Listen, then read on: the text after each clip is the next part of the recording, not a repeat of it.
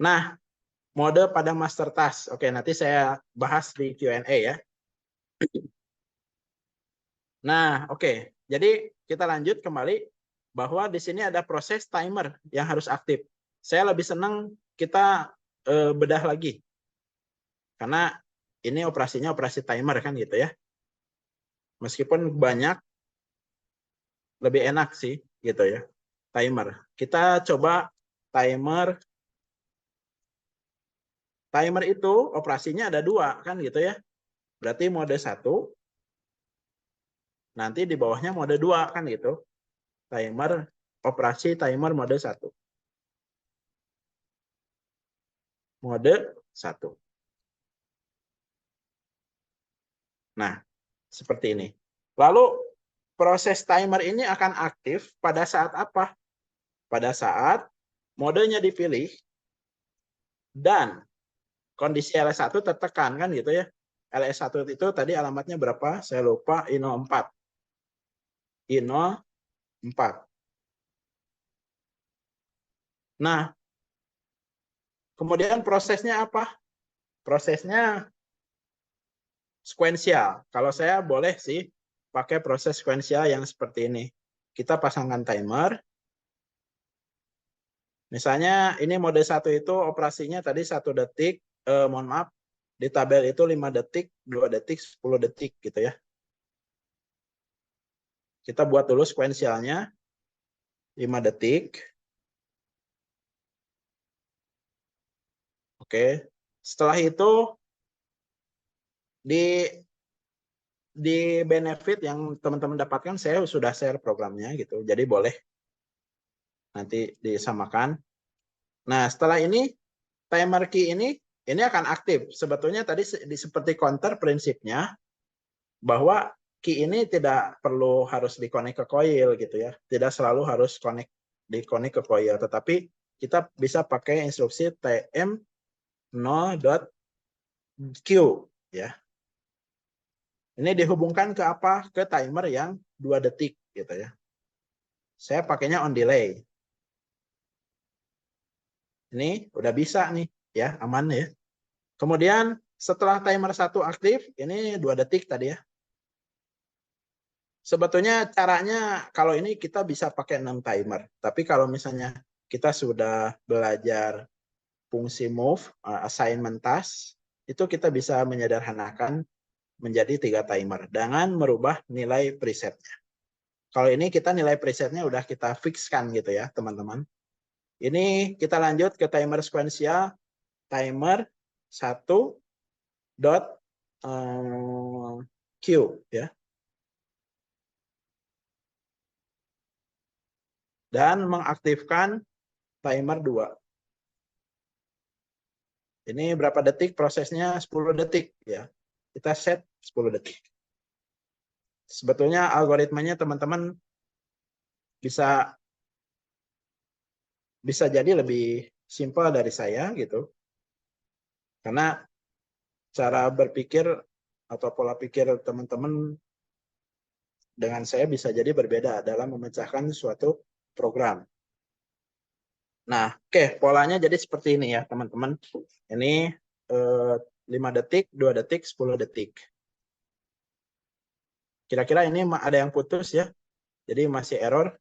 Ini harus dimasukin dulu ke sini. Atau kita tambahkan dulu. Oke, aman. Nah, lalu operasi ini untuk apa? Kita balik ke aktuator, kita tambahkan yang spray pertama. Nah ini, itu spray merah, spray putih gitu ya. Itu. Nah, oke. Untuk dilengkapi bahwa ini berarti jalan pada saat sistem on kan gitu ya. Kemudian pada saat LS tertekan itu langsung aktif ya. LS tertekan I 0.4 ini akan langsung aktif ya. Kemudian kita pakai alamat key 0.1 untuk Dia spray putih ya. Nah, kemudian kalau kita balik ke fungsi timer kan ini aktif bersamaan. Timer ini aktif 5 detik, Q-nya tm0.q ini untuk mematikan spray putih, gitu ya. tm0.q ini untuk mematikan spray putih. Kemudian pada saat tm0.q aktif, timer jeda 2 detik aktif kan. Pada saat, karena ini pakai on delay, pada saat Q-nya aktif lagi untuk timer 1, dia akan mengaktifkan spray yang merah. Gitu kira-kira teman-teman ya. Spray merah. Berarti ini pakai timer 1.q.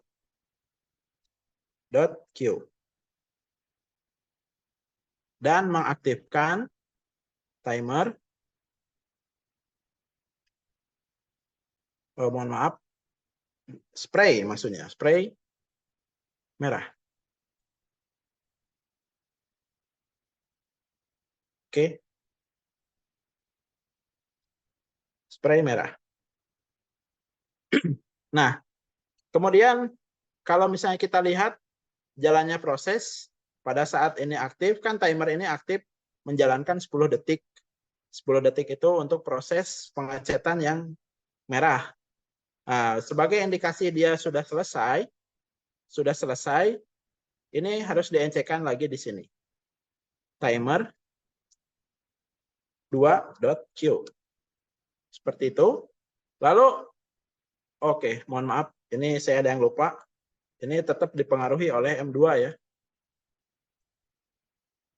Lalu, pada saat ini terhenti spraynya, sebetulnya ada proses yang harus dibalikan lagi ke motor konveyor. Kita harus paralelkan di sini. tm2.q. Ya, betul ya. Jadi si motor itu harus aktif lagi. Seperti ini. Oke, boleh? Kita simulasikan terlebih dahulu sebelum kita terlalu jauh ya, supaya mudah dipahami timernya dan proses sekuensialnya. Ya, seperti contoh kita akan operasikan dulu pilih mode I0.0 kan gitu ya, mode 1. Karena kita baru setting mode 1. Kemudian sistem on I0.2. Kalau kita lihat programnya, I0.2 ini mengaktifkan sistem on. Oke, conveyor akan aktif. Tetapi spray masih menunggu instruksi dari timer sini. Ini modenya sudah standby, menunggu masuk dulu LS1. Ya. Jadi kita coba masukkan dulu status LS1-nya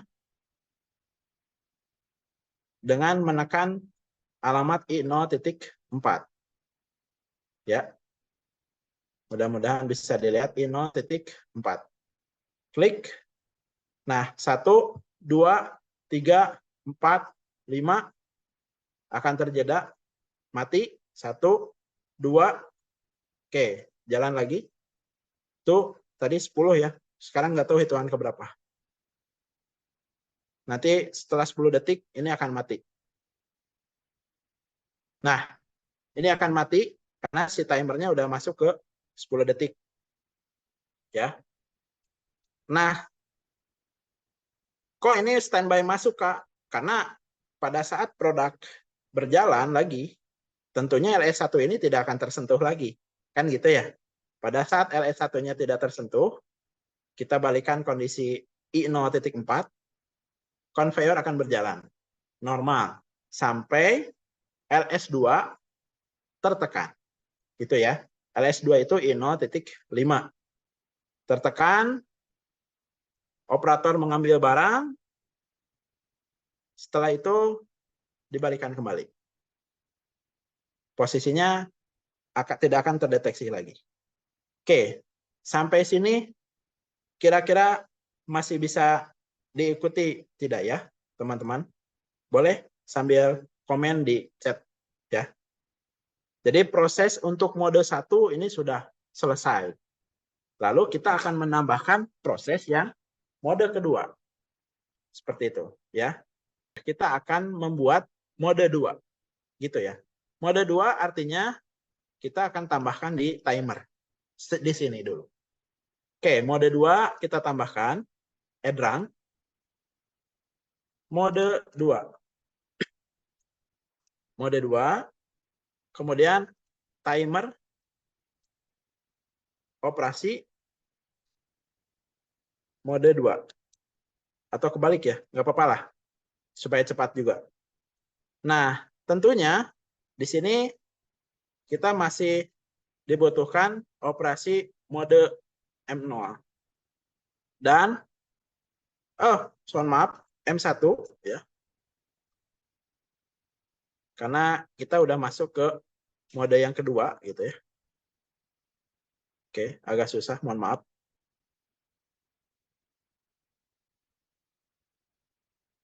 Mode 1. Dan pasti timer ini akan aktif dipengaruhi LS1. I0.4. Jadi teman-teman bisa sambil dicoba ya. Nah, ini kalau teman-teman lihat kan konfigurasi timer sekuensial. Di mana output key dihubungkan dengan timer kedua, dihubungkan timer ketiga. Tetapi di Mesin Basic, mohon maaf, di Mesin Expert Basic, kita bisa buat timer ini jadi berjejer. Seperti contoh, kita akan buat timer ini berjejer ya. 10 detik. Ini 10 detik. Ya. Kemudian kita tambahkan lagi timernya.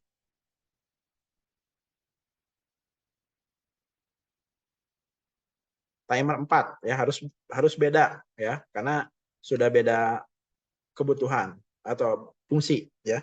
2 detik.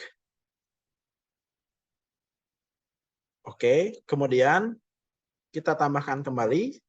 Oke, mohon maaf.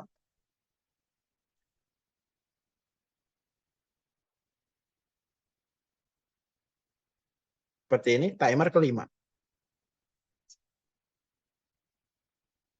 Kita akan rubah nilainya ini menjadi time base-nya 5 detik.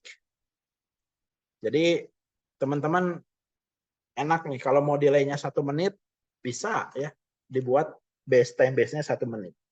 Nah, ini sudah saya buat mode 1 dan mode 2. Ya, teman-teman mungkin bisa diperhatikan. Jadi mode 1 5 detik, jeda 2 detik, 10 detik untuk spray yang merah. Dan mode operasi yang kedua itu 10 detik yang putih, jeda 2 detik, 5 detik yang merah. Seperti tabel yang sudah saya perlihatkan. Aman ya? Teman-teman masih bisa mengikuti? Oke, aman. Oke, pelan-pelan. Oke, oke, aman. Oke, nggak masalah ya. Nanti bisa diputar recordernya. Nah, lanjut. Jadi unik ya. Teman-teman bisa diperhatikan ini, oh kok bisa ya Kak ya? Jadi konfigurasi timer sekuensialnya bisa berjejer, bisa turun ke bawah gitu. Tapi ya berjejer ya mungkin ada keterbatasan gitu ya. Oke, kita lanjut. Nah, balik ke aktuator, kalau kita pilih mode 2, artinya kita harus mengaktifkan di mode yang, oke, mohon maaf. Oke, mohon maaf.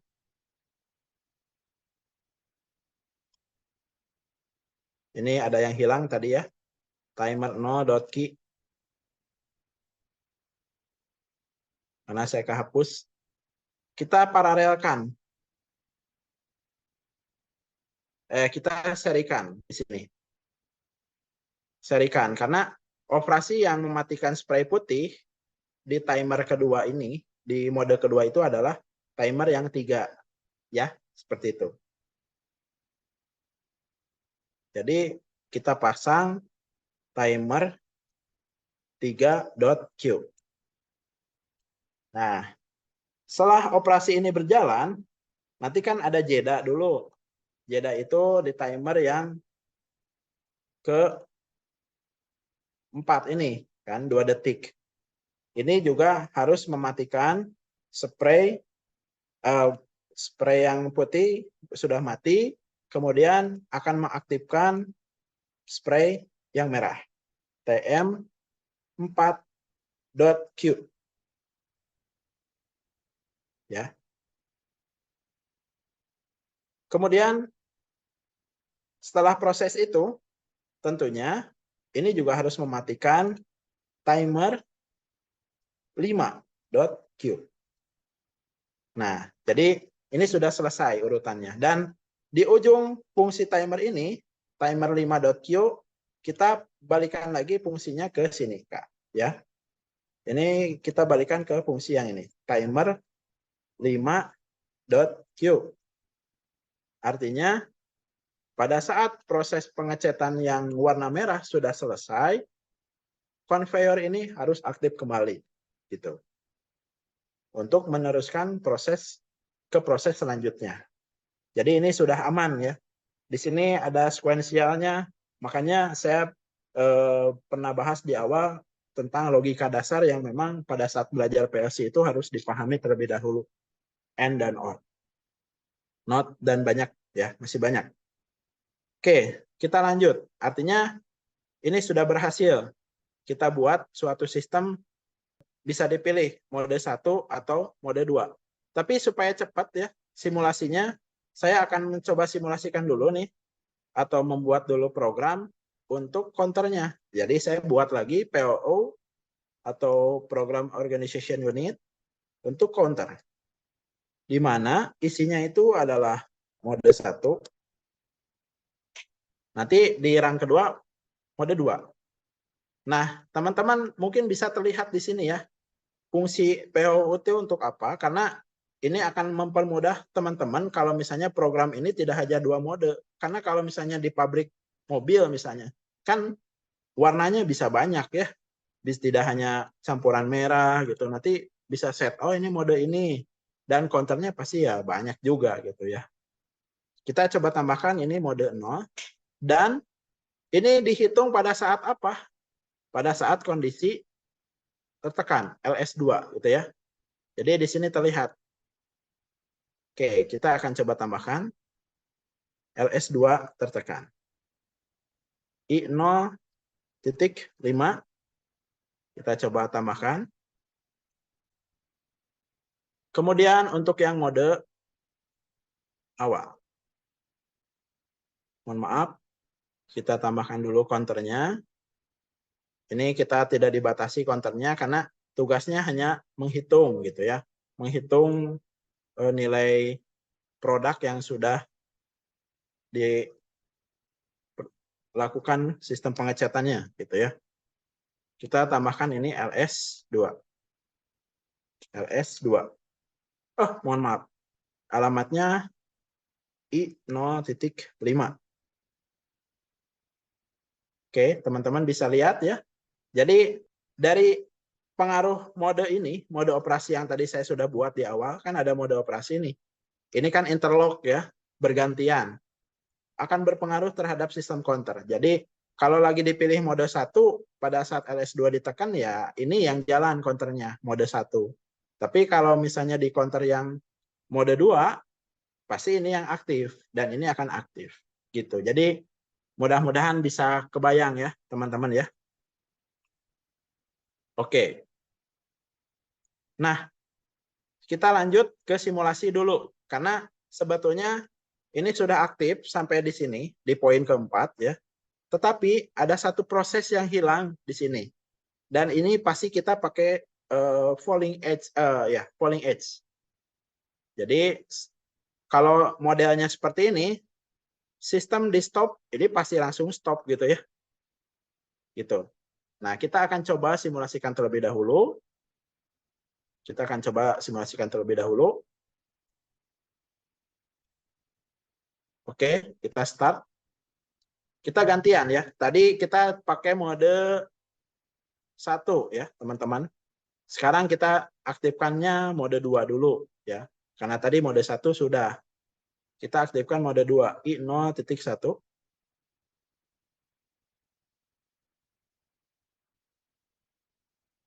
Oke, ini sudah mode 2. Artinya, teman-teman bisa lihat ya. Kalau di fungsi aktuator, karena sudah belum di start ya, saya lupa. Belum di start. Kita start dulu I0.2. Ini aktif nih, teman-teman. Conveyor-nya udah aktif, tapi spray-nya belum aktif. Karena menunggu status LS1-nya masuk, kan gitu ya.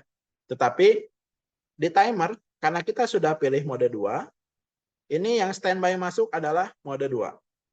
Mode 1 tidak standby. Dan yang counter itu adalah mode 2. Jadi ini sudah pasti jalan ya. Nah, kita akan coba langsung masukkan status dari LS1, I0.4.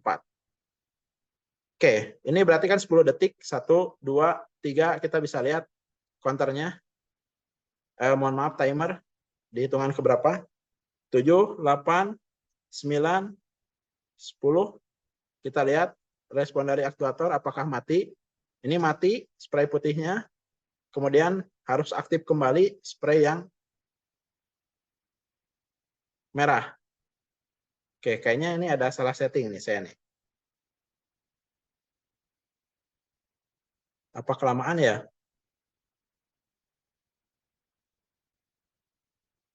Oke, ini nggak aktif. Oh, kayaknya nggak ke-connect di dalamnya ya.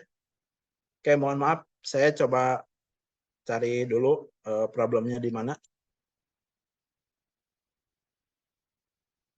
Oh, mohon maaf. Mohon maaf. Ini ada 2 timer yang sama ya.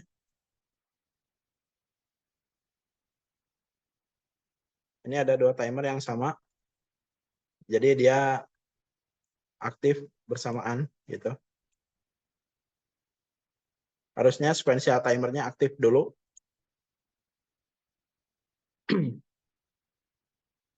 Oke, ini udah sejam tapi teman-teman mohon maaf, ini pasti overtime sedikit. Nggak masalah ya. Kira-kira Kak Arif, kalau overtime sedikit bagaimana? Iya Mas, gak apa-apa. Mungkin lebih dipercepat ataupun nantinya Oke, bisa di ini aja Mas, sesuaikan siap. dengan sampai simulasi selesai. Oke, oke, siap. Oke, I01 kita pilih dulu modenya. Mode 2, kemudian I02. Nah, timernya ini mestinya harus aktif sih. 3, 4, 5. Oke, kita coba aktifkan LS1. Kita lihat respon aktuatornya. Spray putih aktif.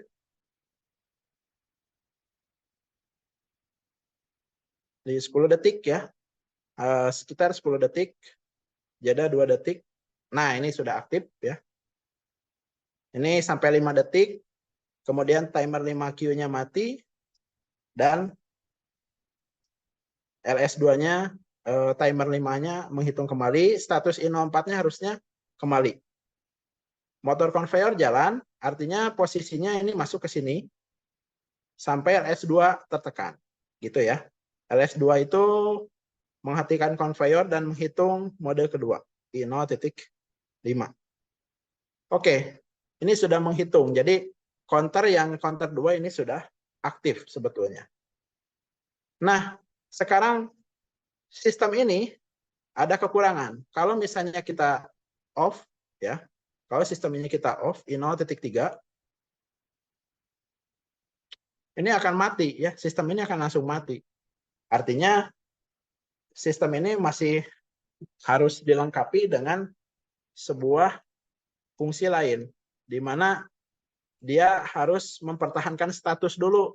Pada saat di tengah-tengah, di stop, ini akan mempertahankan status dulu. Kita harus buat persen, ini kita buat stop ya, stop, atau di sininya stop system. Stop system. Nah, I03 kita pindahkan ke sini. I0.3. Artinya, kita harus menyimpan dulu ke dalam memori. Kita bisa pakai M7, misalnya memori stop ya. Kan gitu. Lalu di sini statusnya berarti bukan I03 lagi, tetapi dia M7. Seperti itu. Kemudian, nah ini yang untuk membatalkan status M-stop-nya dari mana? Nah, keywordnya, kata kuncinya, pada saat prosesnya selesai, stop baru bisa aktif. Dan aktifnya juga bukan pada saat kondisi sensornya mendeteksi, tetapi pada saat si operator mengangkat produk, dan itu baru aktif. Gitu. Di sini kita bisa memasukkan fungsi falling edge, ya teman-teman. Nah, seperti ini. Pakai fungsi falling edge, di mana falling edge itu dari LS2 I0.5. Nah, seperti ini. Lalu yang membatalkan kondisi stopnya itu tentunya sama, ya, sama menggunakan I0.5. Atau sorry, karena falling edge kita jadi sama falling edge I0.5. Oke, ini kita menggunakan alamatnya M7 ya, M7. Jadi ini memori stop. Nah, kenapa ini di seri? Jadi sistem ini masih on, tetapi tombol stopnya udah ditekan dan akan mengeksekusi pada saat LS2-nya sudah tertekan dan kondisi falling edge gitu ya. Jadi di sini ini sudah berhasil nih sistemnya. Dan teman-teman ini saya save nanti sebetulnya udah ada sih, udah di-share ya. Nah, seperti contoh, saya nggak akan simulasikan yang lain karena itu sudah disimulasikan I0.5, I0.0, misalnya mode 1. Nah, saya start nih I0.2.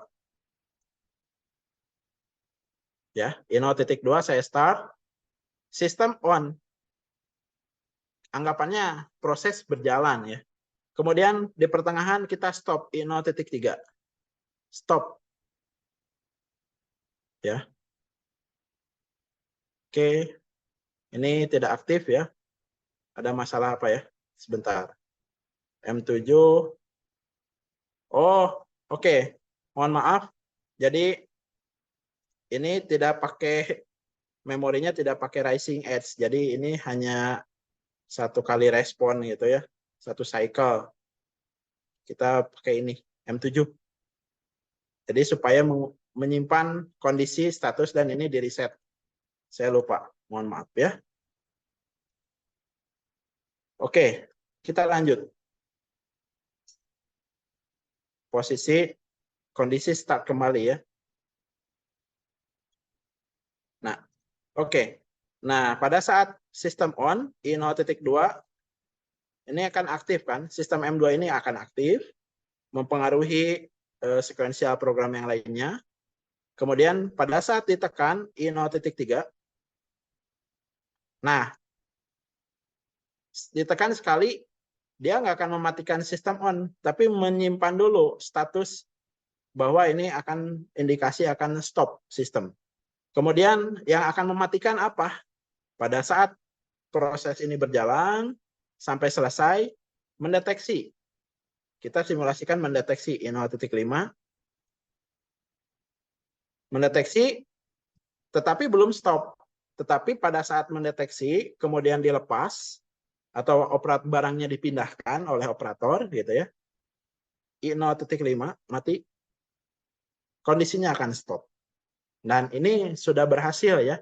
Jadi stop sistemnya sudah mewakili tombol proses akan terhenti dengan syarat pengecetan menunggu sampai proses selesai. Karena kalau stop sistem biasanya start stop, dibuat stop langsung mati. Padahal itu akan merusak produk. Terkecuali di sini ada yang kurang sebetulnya tombol emergency. Karena emergency diperlukan pada saat ada kendala sleep atau kecelakaan kerja, biasanya itu diperlukan. Oke, mungkin pertemuan hari ini sudah selesai ya simulasi program untuk sistem pengecetan otomatis. Ya, kira-kira ada yang mau ditanyakan dulu tidak ya dari hasil pertemuan kali ini? Boleh sambil di-share dong, atau feedbacknya dari teman-teman kira-kira bagaimana? Oke, nah ada pertanyaan, Kak, apa nanti akan dipelajari tentang scaling output dari transmitter di PLC Modicon? Akan dipelajari di pertemuan keempat. Kita akan mengambil sampel sensor yang real di industri dengan range dan kebutuhannya itu sesuai dengan di industri. Ya, kemudian izin bertanya untuk penggunaan high speed counter pada kasus apa atau kapan kita pakainya. Biasanya untuk high speed counter itu kalau untuk menghitung produksi masih aman gitu ya, karena switchingnya nggak terlalu cepat. Biasanya kalau misalnya berhubungan dengan switching yang cepat, nah itu harus menggunakan high speed counter gitu ya. Kemudian cukup ya. Jadi ada beberapa, jadi mohon maaf nih teman-teman yang saya mungkin menyampaikan terlalu cepat, tapi insya Allah mudah-mudahan ketika nanti teman-teman melihat recording atau teman-teman kerjakan real case tadinya, nanti bisa menambah pengetahuan atau latihan teman-teman. Oke, kita lanjut. Oke, besok kerja sama ya. Sama, saya juga kerja. Aman. Nah, di case tadi, jadi mohon maaf saya izin menjelaskan dulu. Kita akan membahas satu kasus yang berbeda, gitu ya. Satu kasus yang berbeda, di mana di sini kita simulasikan sistem pencucian mobil otomatis. Ada 4 proses yang berjalan masih sesuai dengan sekuensial dan 3 mode, gitu ya, 3 mode. Contoh misalnya ada mode SUV, MPV atau sedan gitu. Tentunya dari segi ukuran juga beda dan menentukan dari waktu dari proses ya. Ini pakai menit tapi nanti simulasi teman-teman bisa pakai detik ya. Nah, di sini ada proses penyabunan, pensikatan, ada clean water, ada pengeringan. Di mana pada saat mobil berjalan, di setiap nanti ada proses, ada sensor yang mendeteksi untuk melanjutkan proses ini. Seperti itu. Dan ada conveyor gitu ya. Conveyor menjalankan proses sistem mobil otomatis. Jadi ini mudah teman-teman bisa teman-teman kerjakan dengan tadi instruksi-instruksi sekuensial seperti itu ya. Mudah-mudahan bisa diikuti dengan baik. Nanti variasinya teman-teman bisa dilengkapi dengan contoh misalnya mode operasinya stop 1 cycle seperti tadi, kemudian mode operasi misalnya mobil ini hanya boleh alat cuci mobil ini hanya boleh beroperasi 10 kali pencucian misalnya. It's okay dan itu setelah itu stop. Jadi banyak variasi yang teman-teman bisa kembangkan yang nantinya bisa jadi bekal teman-teman untuk berlatih instruksi timer, counter, rising edge, dan falling edge. Di kelas premium selanjutnya, nanti kita akan belajar tentang instruksi data move, ya, increment, decrement, aritmatika. Kita nanti akan membahas cara perhitungan matematika di software machine expert.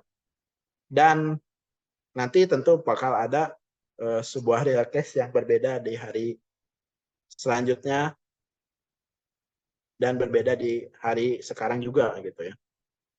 Oke, mungkin sudah cukup Kak Arif.